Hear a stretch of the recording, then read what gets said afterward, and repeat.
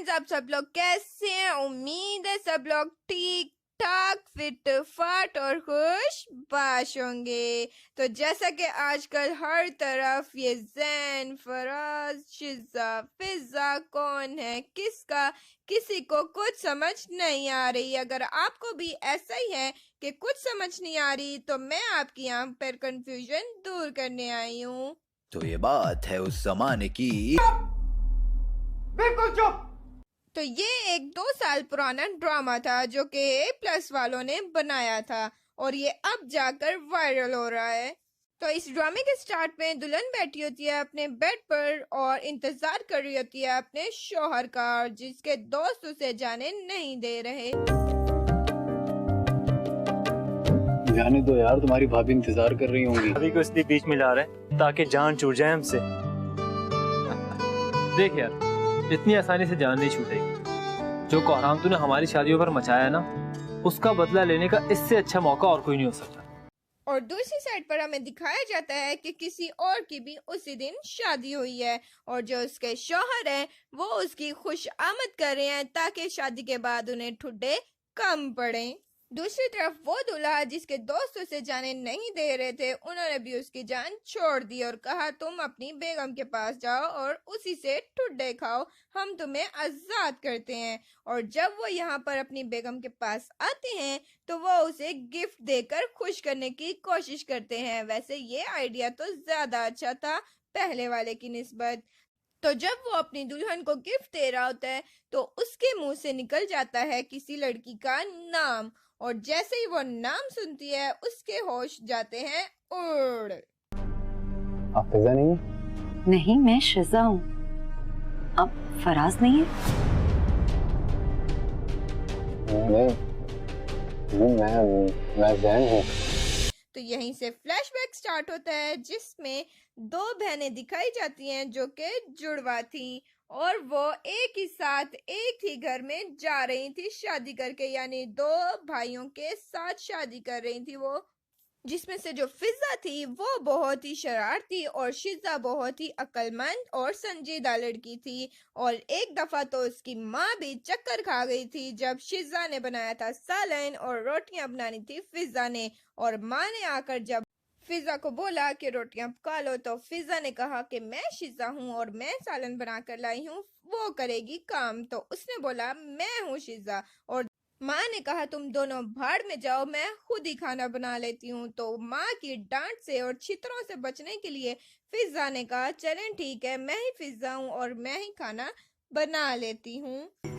शिजा, तुम यूनिवर्सिटी नहीं गई? आज तुम्हारा पेपर था बेटा।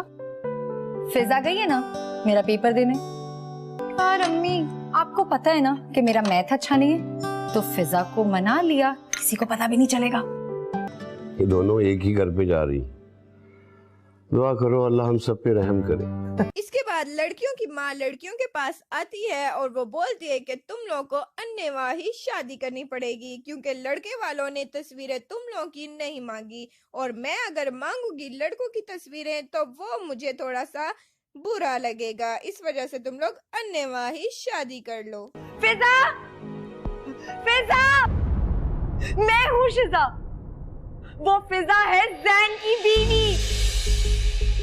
अब अन्यवा की शादी में वाह वाह होना तो बनती थी। ये सब काम था लड़कों की फुफ्फो का क्योंकि उसने रूम्स जो थे वो चेंज कर दिए थे। शिजा के रूम में फिजा को भेज दिया और फिजा के रूम में शिजा को भेज दिया। ये उसने इस वजह से किया क्योंकि उसकी एक थी बेटी जो कि फराज को बहुत ज्यादा पसंद करती थी।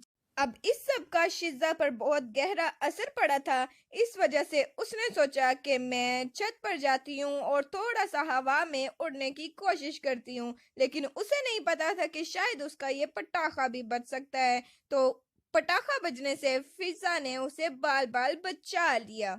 शिजा का पटाखा बजने से तो बचा ही लिया और साथ ही एक हल भी दे दिया और हल सुनकर फूफो की बेटी को लग गई मिर्चें कि मेरा प्लान जो हो गया था वो खराब। तो फूफो ने सोचा कि क्यों ना एक और जाल बिछाया जाए। तो फूफो ने कहा कि मेरी बेटी क्योंकि कंप्यूटर की मास्टर है, कंप्यूटर उसी के घर से बन के निकलते हैं, कंप्यूटर की पूरी टेक्नोलॉजी उसे आती है, तो क्यों ना तुम इस थोड़ी सी टेक्नोलॉजी का फायदा उठाओ और शीजा फिजा को कर दो बदनाम। और ये बदनामी जो थी वो उसके घर तक भी पहुंच गई और उसके ससुराल तक भी पहुंच गई, और जिसकी वजह से फिजा और शीजा की जो शादी थी जैन और फराज से वो कैंसिल हो गई, और फराज को तो मिल गई कोई और जैन बेचारा बीच में ही लटकता रह गया।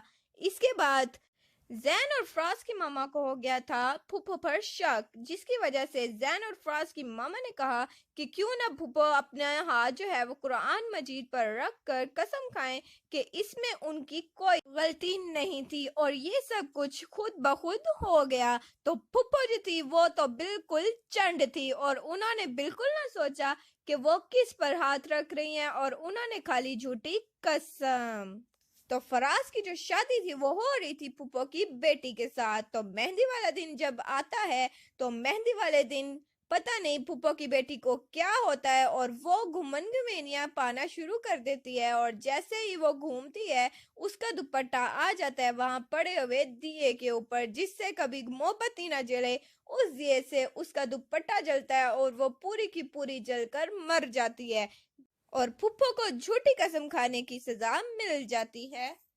इसके बाद फूफो खुद ही कन्फेस कर लेती है कि पिक्स भी मैंने बनवाई थी और उस रात जो भी काम हुआ था वो सब भी मैंने ही किया था। तो इस वजह से जो पापा होते हैं शीजा और फिजा के, वो शीजा की शादी फराज के शोहर से और फराज की शादी शीजा के शोहर से करवा देते हैं। अब शादी के बाद किसको किससे ठुड्डे पड़े ये मुझे नहीं पता। अगर आपको पता है तो प्लीज कमेंट्स में मुझे जरूर बताइए और दूसरों को भी आगाह जरूर करें। Bye. So please whatever. Please I want to reach 1 million likes. So please Sarapakarai.